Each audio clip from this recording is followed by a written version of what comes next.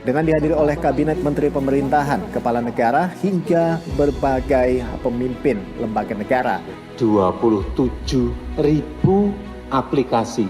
Government atau elektronik pemerintah. Kemudian government to business, artinya bagaimana pemerintahan itu berinteraksi. Menteri Pan-RB Abdullah Azwar Anas menyampaikan bahwa kegiatan ini menjadi langkah strategis mengakselerasi transformasi digital baik di tingkat pusat maupun daerah.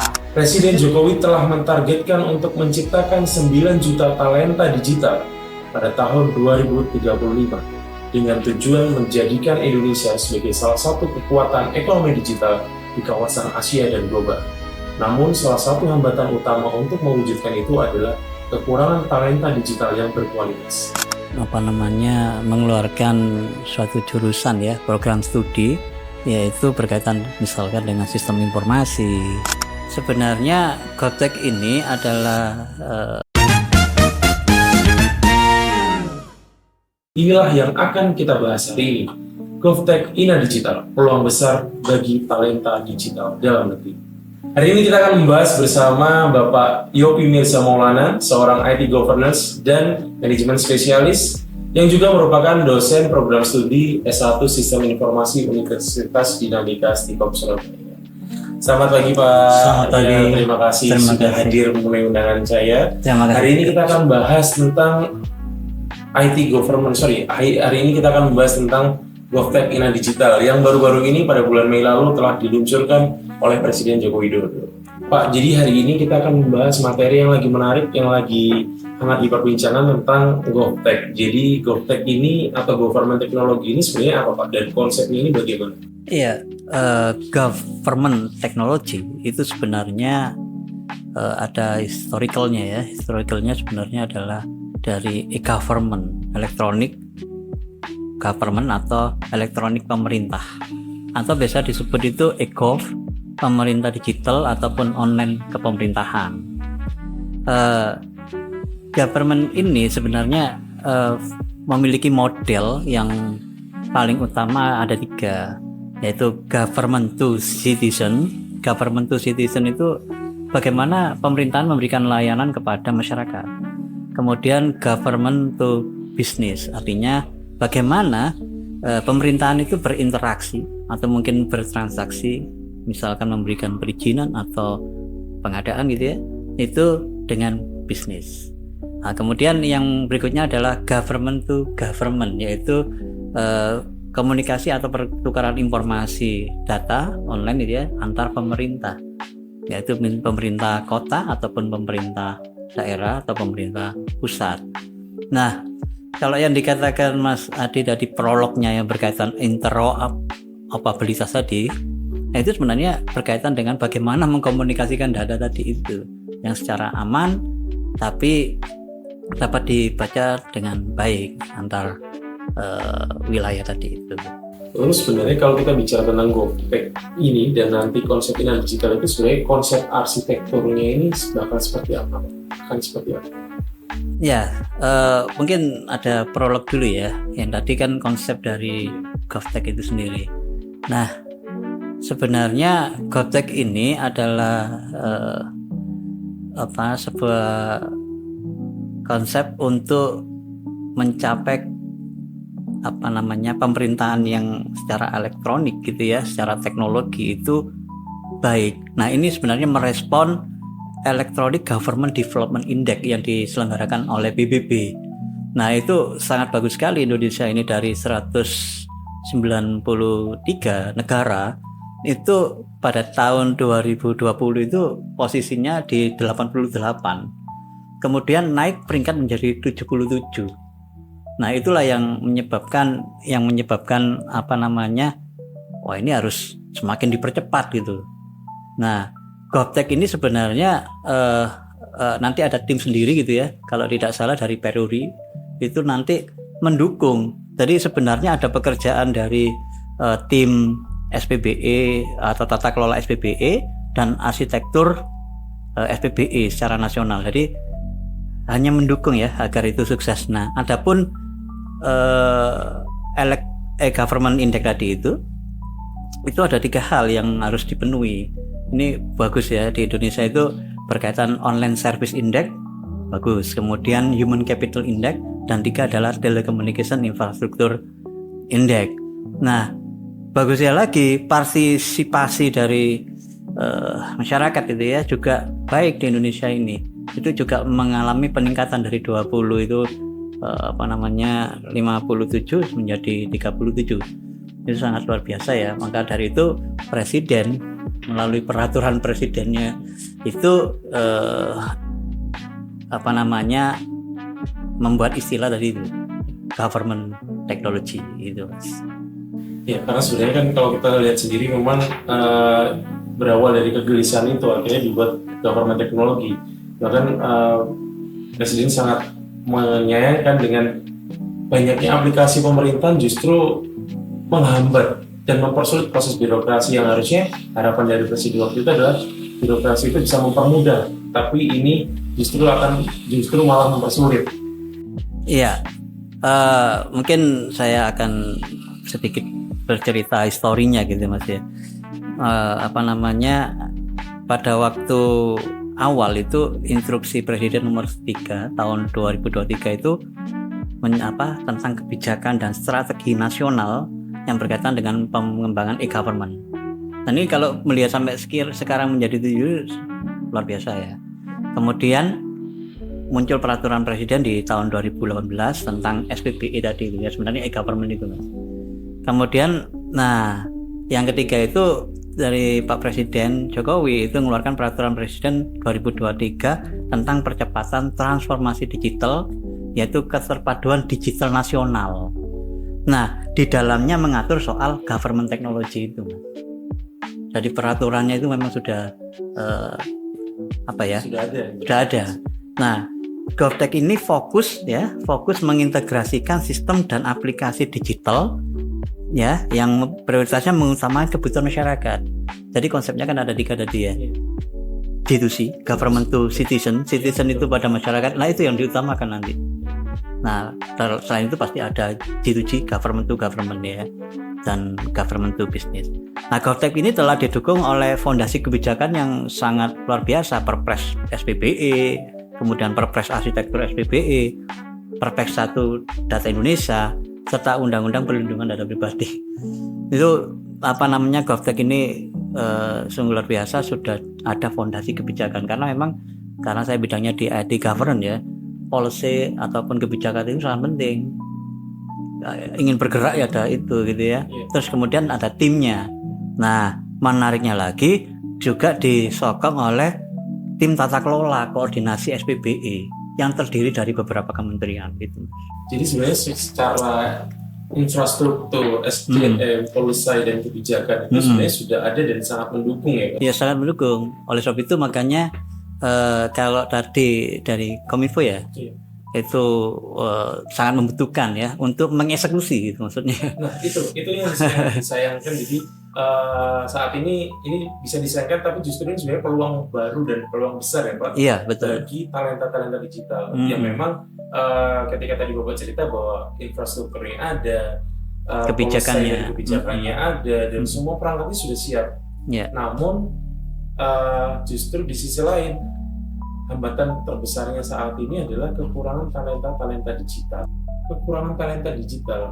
Dan sebenarnya kebutuhannya itu mencapai 600.000 talenta digital setiap tahunnya. Nah, itu gimana Pak menurut Bapak? Ya, itu sangat benar sekali ya. Oleh sebab itu banyak perguruan tinggi itu yang mengeluarkan suatu jurusan ya, program studi, yaitu berkaitan misalkan dengan sistem informasi, teknik informatika, teknik komputer gitu ya. Seperti di kampus kita ini ada jurusan sistem informasi dan teknik komputer. Ini sangat berperan dalam mendukung kebutuhan dari pemerintahan tadi.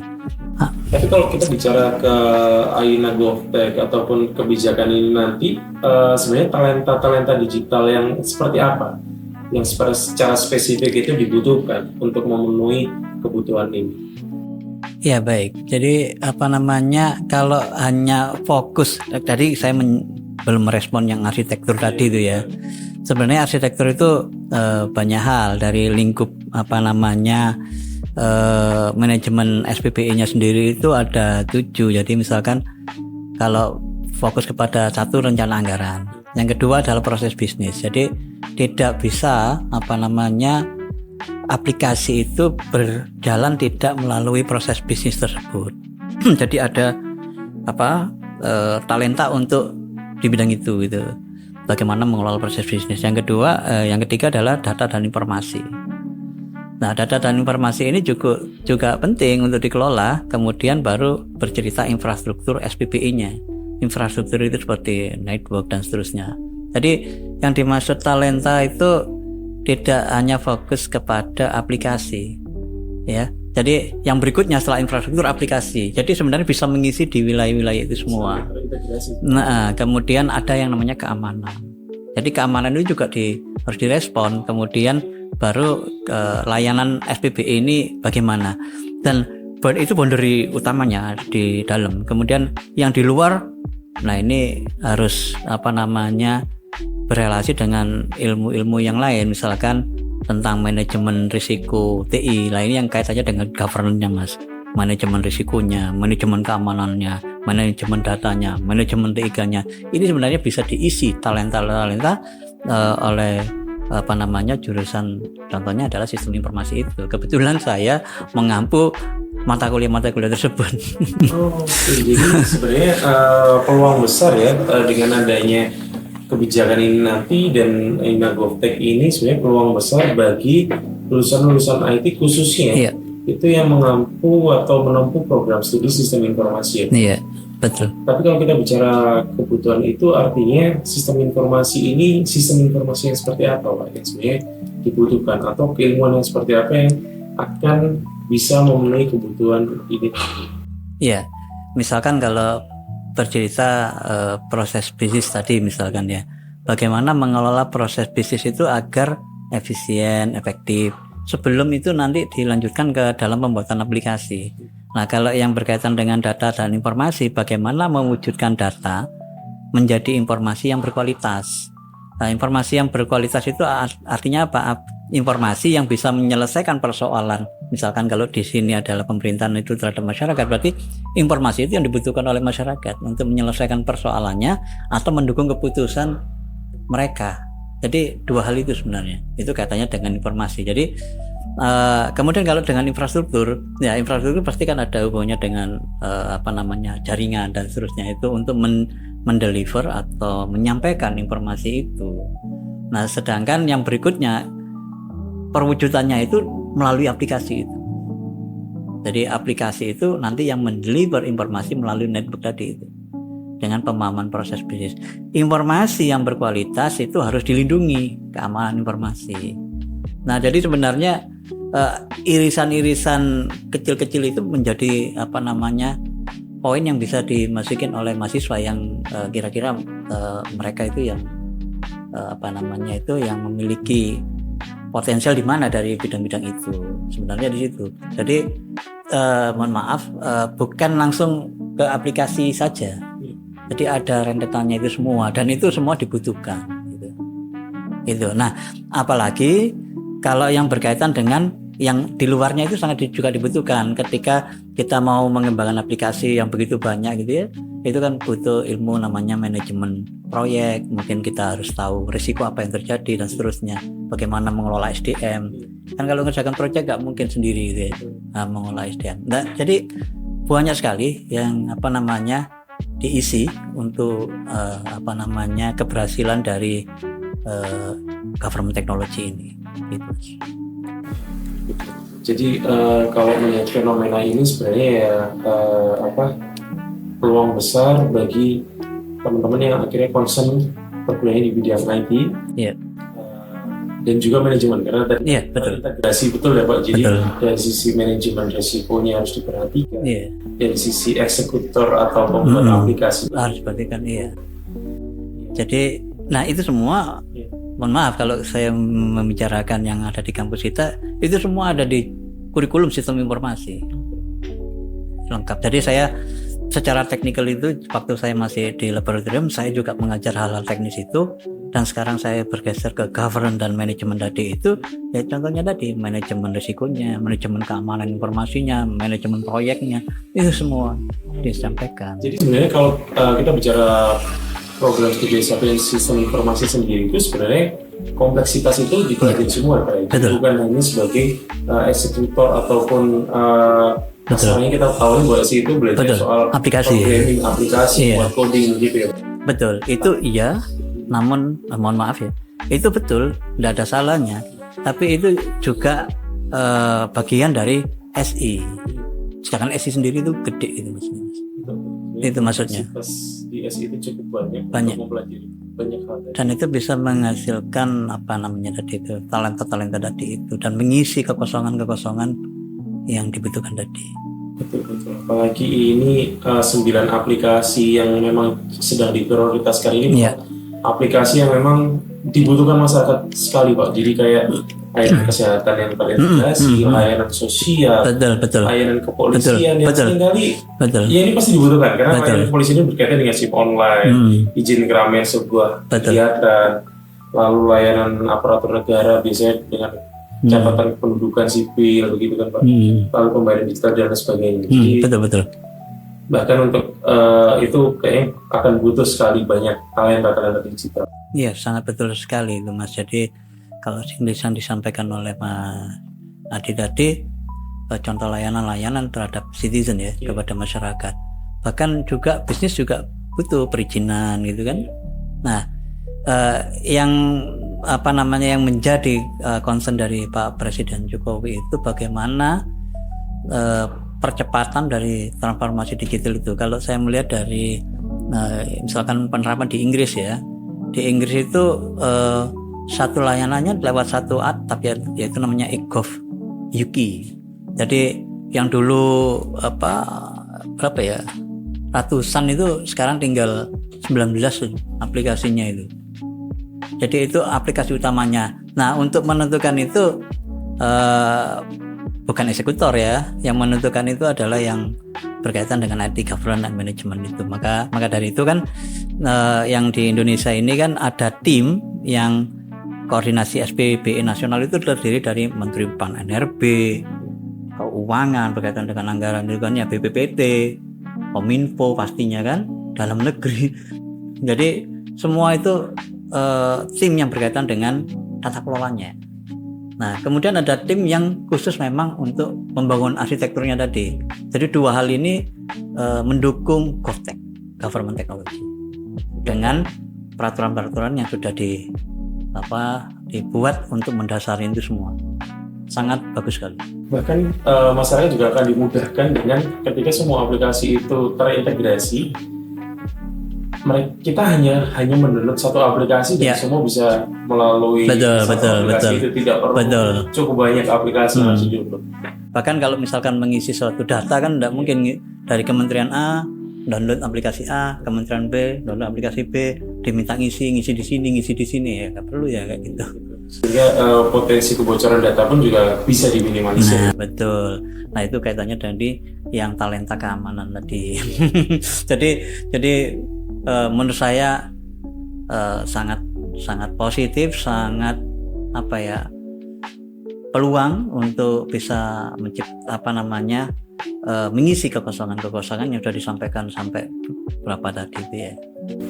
Setidaknya kita bisa belajar dari negara kita tetangga Singapura yang sudah menerapkan itu dan sampai menyerap talenta digital anak-anak di Singapura itu sampai ribuan yang dikerjakan sebagai profesional IT di Singapura.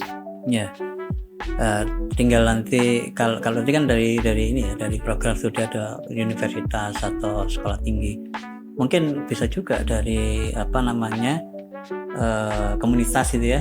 Itu setahu saya sangat masif juga itu komunitas yang mendukung pemerintahan Kota Surabaya misalkan, itu kayaknya bagus juga dulu ya waktu itu dulu. Semoga komunitas-komunitas itu juga menjadi poin penting ya untuk membantu pemerintahan.